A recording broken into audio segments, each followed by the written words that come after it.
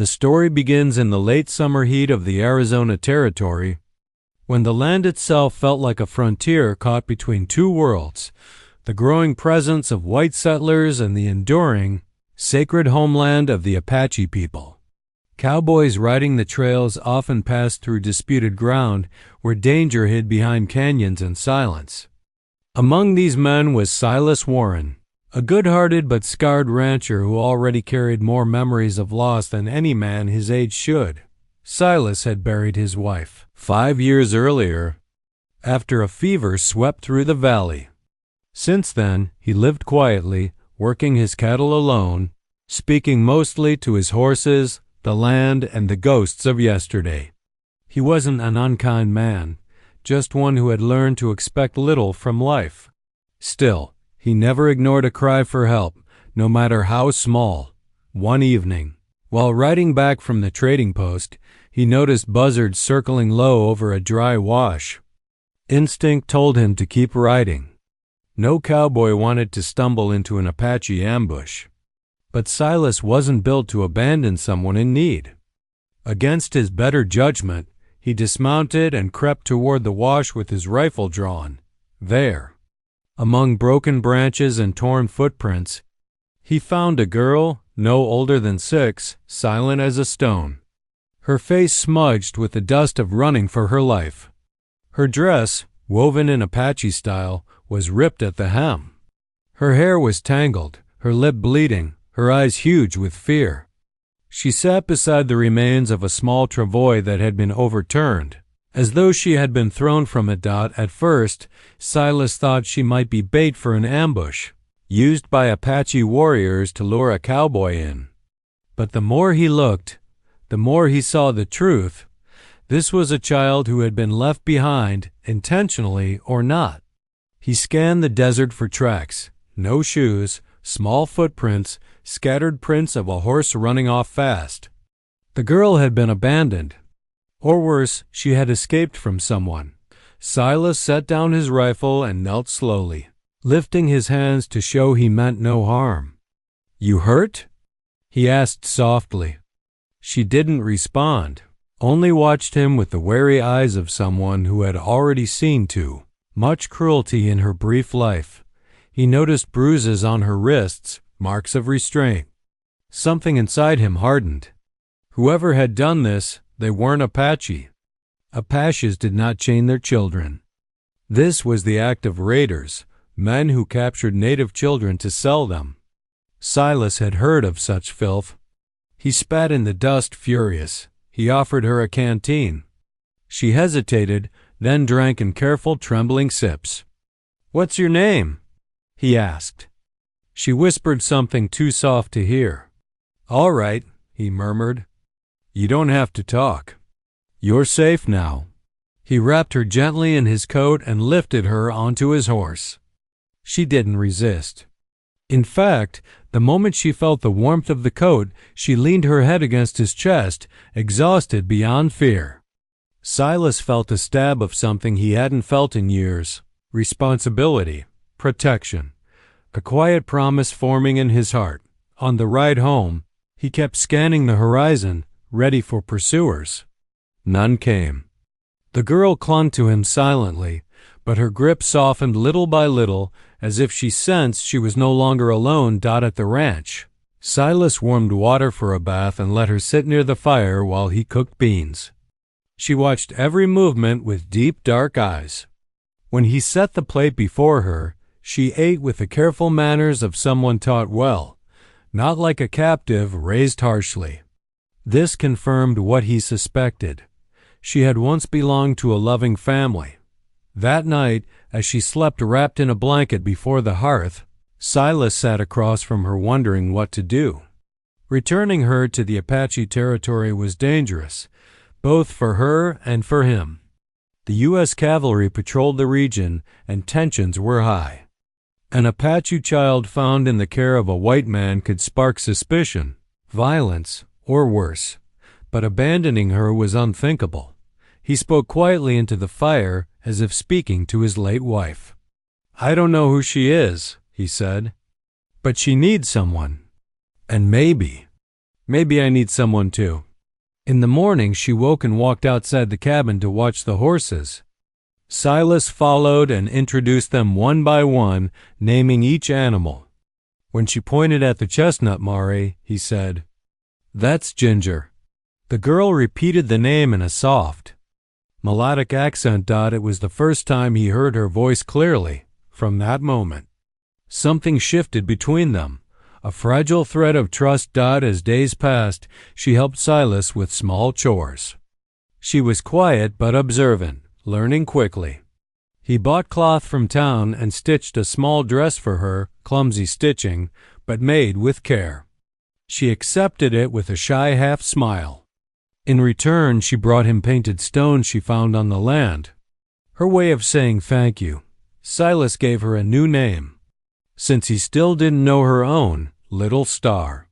When he said it aloud, she touched the sky with one small finger, then pressed her hand to her chest. Approving. He didn't know it then, but this girl, this forgotten, abandoned child, would grow into the most formidable Apache leader of her generation. And one day, she would return to him not as a frightened little girl, but as a warrior surrounded by hundreds. But for now, all Silas knew was this: he had saved a life. And maybe, just maybe, that life would one day save his. The years that followed transformed both Silas and Little Star in ways neither could have foreseen. What began as an act of mercy slowly became the foundation of a bond stronger than blood, stronger than language, stronger even than cultural lines drawn by a hostile frontier. The girl Silas had rescued grew not only in size but in spirit, navigating the delicate, complicated space between the world of the Apache and the world of the settlers. And Silas, a lonely widower whose dreams had dried up like desert creeks, found himself rediscovering purpose through raising a child who was never meant to be his, yet somehow belonged with him all the same. Little Star spent her first months at the ranch in silence, watching and absorbing everything. Silas noticed she learned faster than most children. She watched his hands when he worked and could copy the movements after only a few tries. She learned to ride a horse before she could confidently speak English, and she handled tools with a precision that made Silas shake his head in disbelief. But despite her progress, she carried an invisible wound, the loss of her people. Some nights she would wake up crying softly, her small shoulders trembling.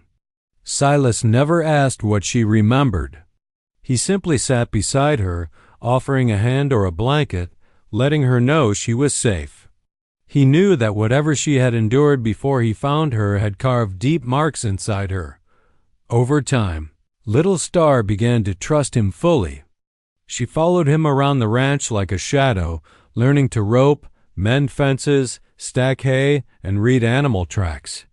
She preferred silence, but when she spoke with purpose. Her English was rough but improving, and she often mixed Apache words in the middle of sentences. Silas liked the mixture. It reminded him that she wasn't losing herself. She was adding to herself. He taught her things she would need to survive in the frontier world: reading, marking cattle brands, shooting with respect and discipline. But Little Star taught him just as much. She taught him patience. She taught him the names of desert plants he'd never noticed. She taught him to listen more than speak. Two worlds, two lives, merging like two rivers into a stronger current around the ranch. Most neighbors viewed Silas with curiosity. A white rancher raising an Apache girl was something unheard of, even controversial. Some whispered he should send her to a mission school, others insisted he should turn her over to the cavalry. Silas ignored them. The only opinion that mattered was the girl's. She felt safe with him. That was enough. But one complication grew larger with every passing year. The Apache themselves. Silas knew they must be searching for her.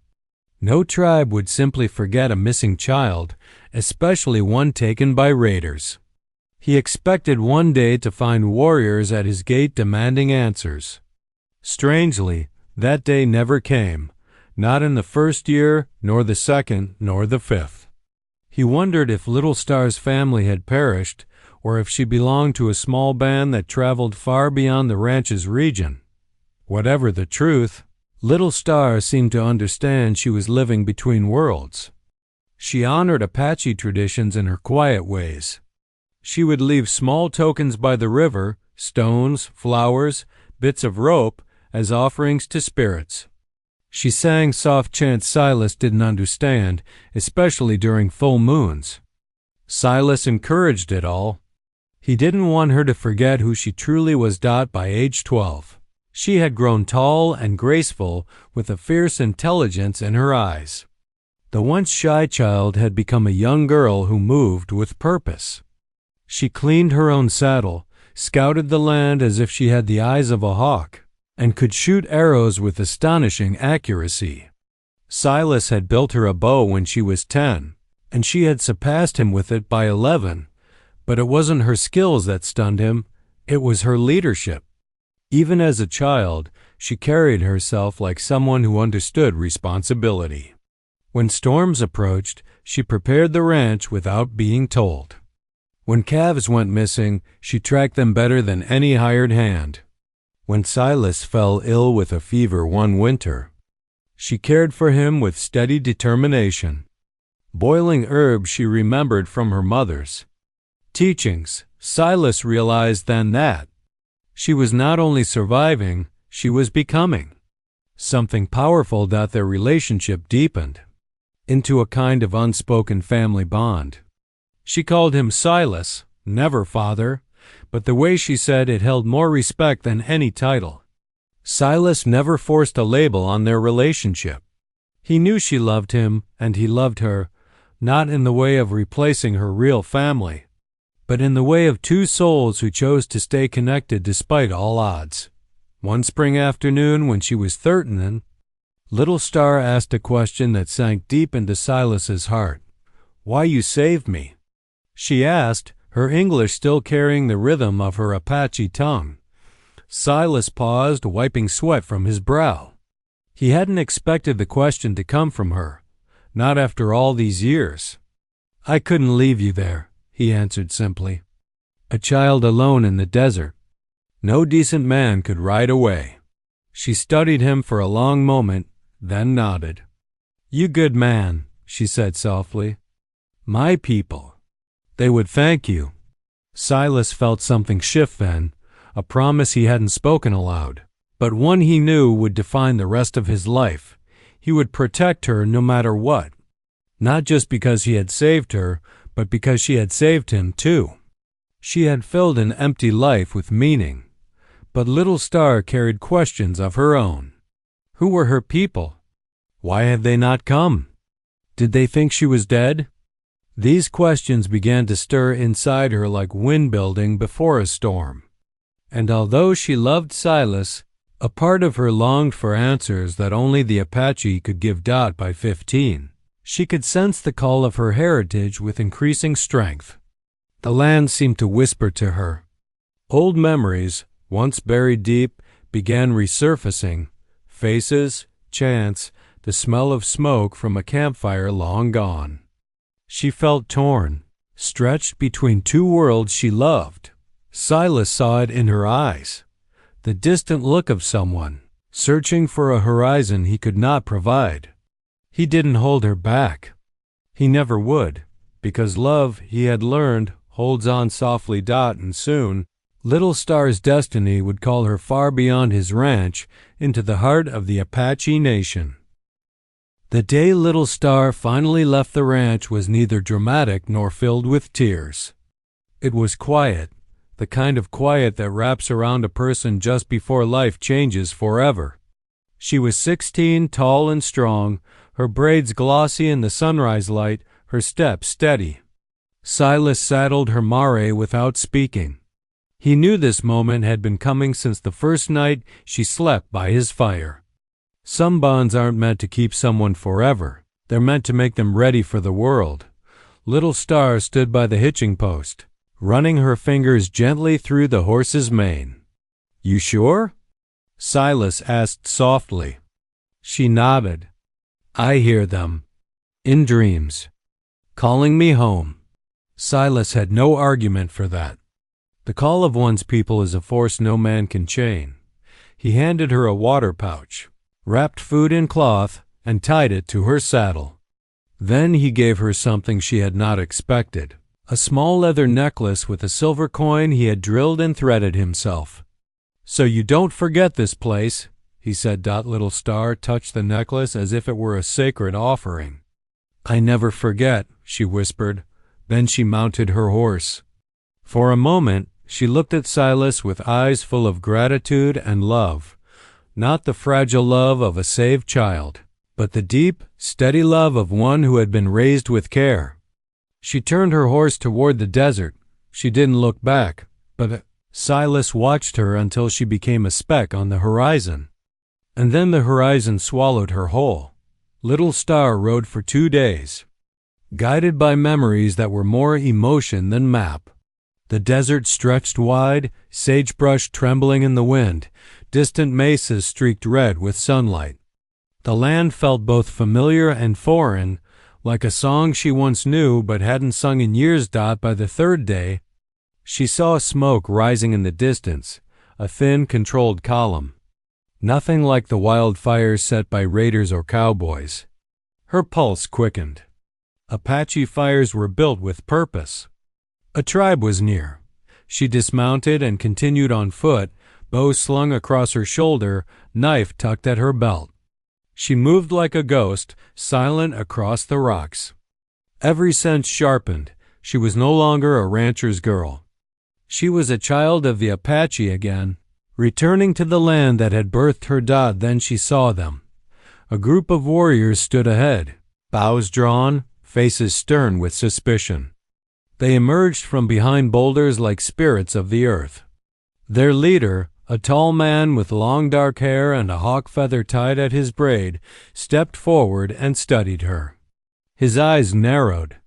Then, unexpectedly, they widened. He whispered a word in Apache, a name. Her name, the name she barely remembered from her earliest memories. Little Star froze. Her breath caught in her throat. You know me? She asked in halting Apache. The warrior took another step, his face transforming from suspicion into stunned recognition. You are alive? He whispered. His voice broke. He knelt, and she saw tears in the eyes of a hardened warrior. Another figure stepped forward, an older woman with long braids, trembling hands, and lines of anguish etched across her face.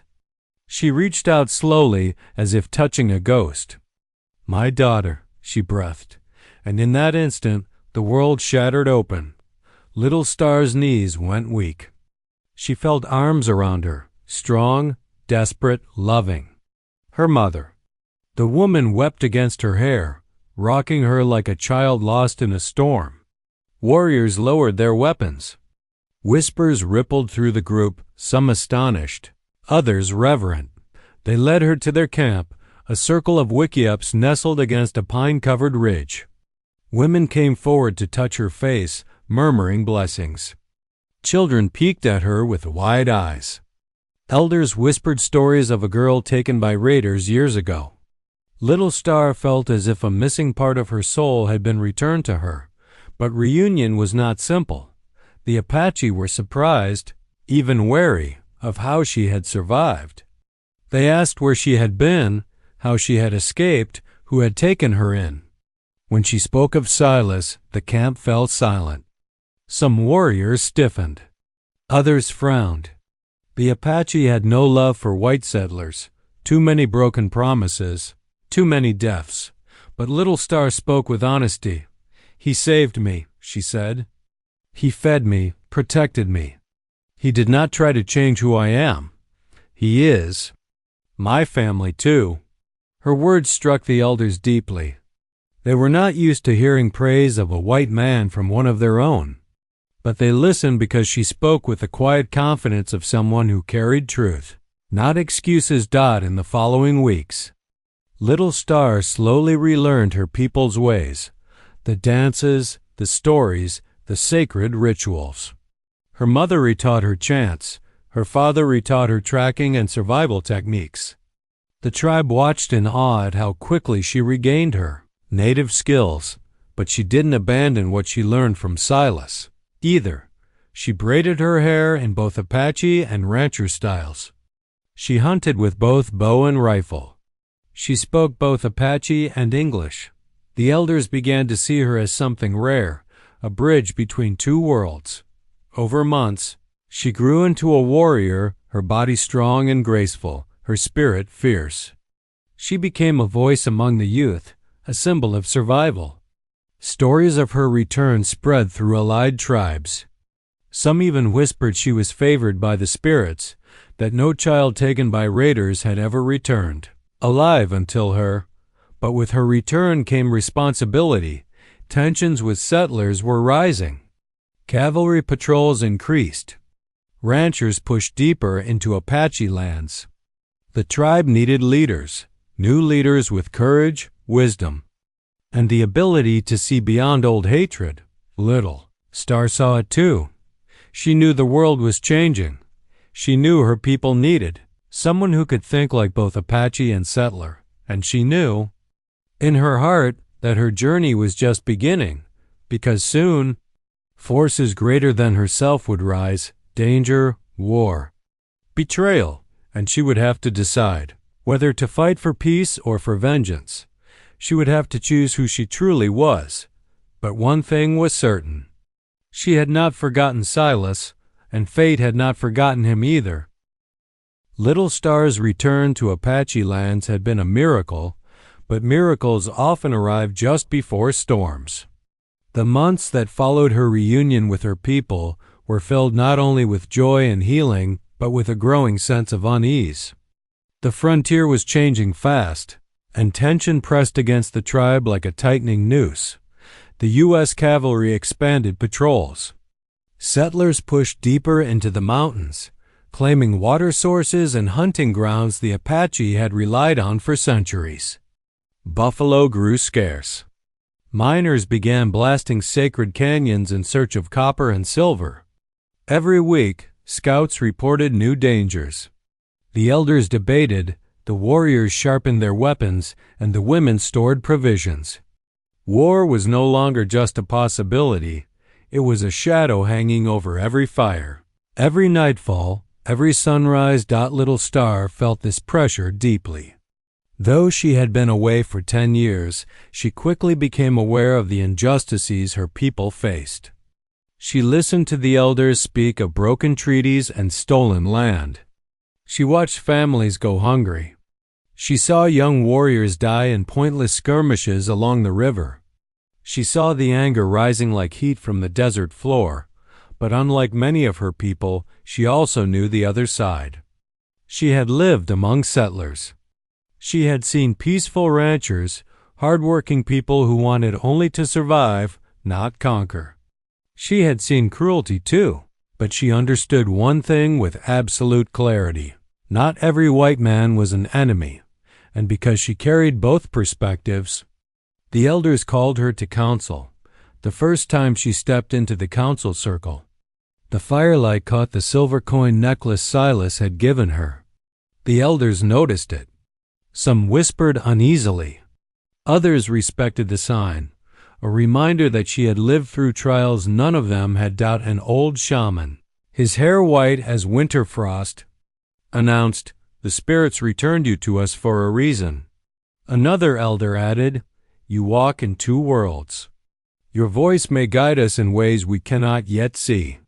Little Star spoke carefully. She told them what she had seen of settler life, how some sought land from desperation, not greed. She spoke of the cruelty of raiders, of the violence she had escaped. She explained how Silas had treated her, not as a servant, not as an enemy, but as a daughter of the land, free to choose her own future. Her words stirred the council. Some nodded. Others scowled. But none could ignore her. It was not long before warriors began asking her opinions on scouting routes, defense strategies, and negotiations. She was young, but her mind was sharp, her ideas innovative, her instincts uncanny. Her father, a seasoned warrior himself, took pride in her growing strength. Her mother saw the quiet storm inside her, the mix of kindness and unbreakable resolve. And soon, little Star proved herself on the field. One early morning, just as the sun was turning the sky copper, a cry echoed across the canyon. Scouts returned breathless. A small group of women gathering berries near the stream had been surrounded by a cavalry patrol. The men were arrogant, shouting insults, grabbing baskets, frightening the children. The women had not been harmed yet, but the situation could ignite quickly. The warriors leapt to their horses, furious and ready to strike. But Little Star stepped forward. "Let me lead this group," she insisted. Her father frowned. "You are too young." "I am Apache," she replied, "and I know the minds of white soldiers. I know what anger will cause and what control might save." She was given 8 warriors. They moved swiftly through the pines, silent as ghosts. When they reached the stream, Little Star observed the soldiers carefully, their body language, their lack of discipline, their unease. These were not seasoned killers. They were boys, drunk on authority, itching for a fight they did not understand. Little Star stepped from the trees, bow lowered but posture strong. "Leave them," she said in English. The soldiers spun around, startled by her sudden appearance, and even more startled when they heard her voice, fluent, confident, calm. One raised his pistol. The leader barked at him to lower it. "Who are you?" The lieutenant demanded. "A daughter of these lands," she replied. "These women seek only berries. You have no claim here." Her tone carried an authority they did not expect. The lieutenant, young and unsure, hesitated. Warriors emerged behind her, silent, painted, deadly. Not attacking, not threatening, just present. Little Star stepped closer. "No blood needs to be spilled today," she said. "Leave now, and no one will see you as cowards, only as men wise enough to avoid pointless death." Her words hit like arrows. After a tense moment, the lieutenant signaled retreat. The soldiers backed away, embarrassed but alive. The Apache women hurried to Little Star, thanking her. The warriors watched her with respect. She had prevented a war that could have erupted that very day. And the tribe knew it. Over the next year, Little Star rose to prominence. Her ability to think strategically impressed the warriors. Her courage inspired the youth. Her compassion comforted the elders. And her dual identity, Apache by blood, raised by a white man, made her uniquely suited to foresee dangers others dismissed. But her influence truly solidified the night. A raider band attacked a small hunting party during a storm. Little Star led the counterattack through wind and rain, guiding warriors with a tactical precision that protected her people and crushed the ambush. She saved lives that night, including her father's. When the tribe gathered after the storm, drenched but safe, the elders placed a hand-painted hawk feather in her hair. "She is a war leader now," the shaman announced. "Not a warrior, not a scout, a leader." She earned that title not by rage but by wisdom. Soon, neighboring bands sent representatives asking for her guidance. Young fighters trained under her. Mothers trusted her with their sons. Elders consulted her about long-term strategies. When rumors of a massive military expedition reached the Apache camps, all eyes turned to her. She studied maps. She studied tracks. She studied the motivations of white generals. She predicted movements with uncanny accuracy. And she knew something her people did not. The cavalry had begun marking Silas's ranch on their maps. She recognized the description. Immediately, the place she once called home was in danger, and though she was now a leader of warriors, though she carried responsibility for hundreds of lives, she felt a sharp pain cut through her chest. Silas, The man who saved her had no idea the storm was coming. She didn't hesitate. "We ride at dawn," she declared. Not for battle, not for conquest, but to save the man who saved her. She would not let the world destroy him, the way it tried to destroy her, and she would not arrive alone. She would arrive with an army. Not to wage war, but to repay a debt written on her soul. 15 years had passed since the day Silas Warren found a silent, terrified Apache girl in the desert.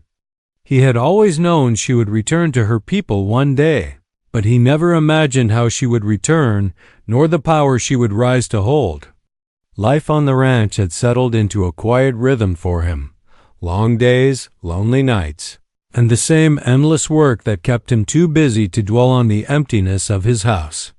He often wondered about little Star, hoping she was alive, safe and surrounded by the family she deserved. What he didn't know was that fate had woven their stories together far more tightly than he could ever guess.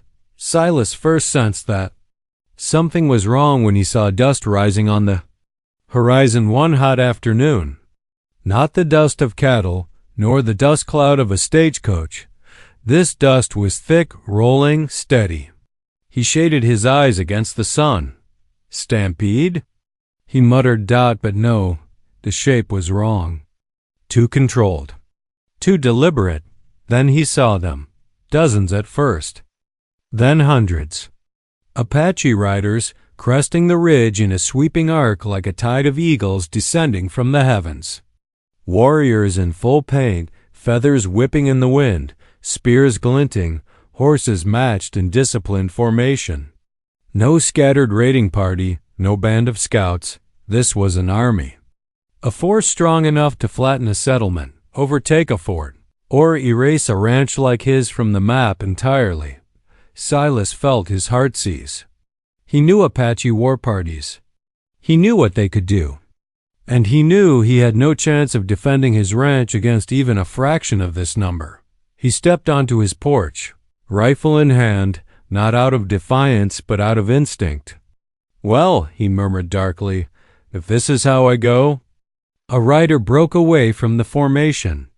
At first Silas thought it might be a scout or a war chief, but as the figure galloped closer, the movement struck him as strangely familiar. The straight spine, the confidence in the saddle, the fierce grace. The rider slowed, dismounted, and walked toward him. Silas's breath stopped. It was her. No longer the quiet child he had raised, no longer the half-wild girl who slept near his hearth, but a woman grown. Strong, tall, radiant with the dignity of a leader. Her braids were decorated with hawk feathers. Her bow was carved with symbols of honor. The silver coin necklace he had given her all those years ago rested proudly over her chest. He whispered her name like a prayer he hadn't said aloud in a decade. "Little Star." Her eyes softened. Silas. He barely recognized her voice, deeper now, steady, carrying the authority of someone who had shaped warriors and influenced councils. But beneath the surface tone, he heard the same heartbeat of the girl he had raised. She stepped closer. "These warriors. They follow me now," she said simply. "We heard the cavalry is coming." "They marked your land as a target," Silas scoffed. "Why me?" "I'm not in their way." "You live near water they want," she replied, "and they believe you trade with my people." He blinked. "Do I?" "You traded kindness," she said. "That is more dangerous to them than guns." He wasn't sure what to say. She went on, "You saved me once. Now I have come to repay." Behind her, the entire force sat waiting, riders calm and alert, scanning every ridge. Silas had never seen anything like it. This was an army built not from vengeance but from unity, discipline, and fierce loyalty. "Little Star, you shouldn't endanger your people for me." She turned her head slightly, her expression sharpening. "When raiders took me, my people did not find me. You did. When hunger came, you fed me. When storms came, you sheltered me. When the world tried to break me, you taught me strength. I owe you a debt no warrior forgets." "You owe me nothing," he insisted. She shook her head. "That is where you are wrong." The cavalry arrived at sunset. Dusk cloud.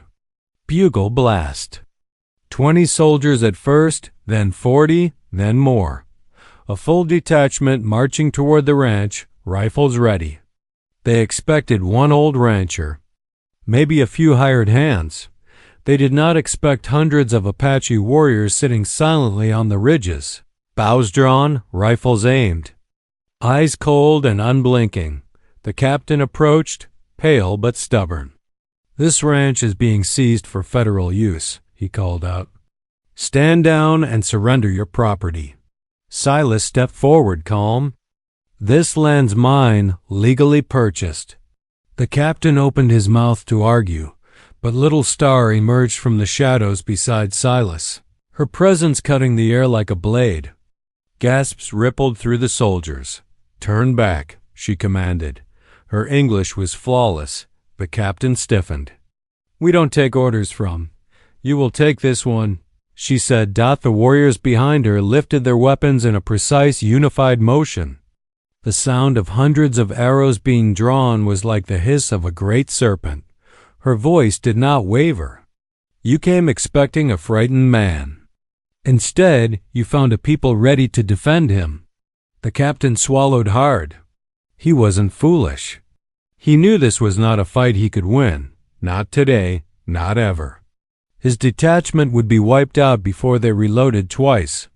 After a tense silence, he signaled retreat.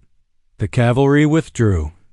The moment they disappeared over the ridge, the warriors relaxed, lowering their weapons in perfect synchronicity.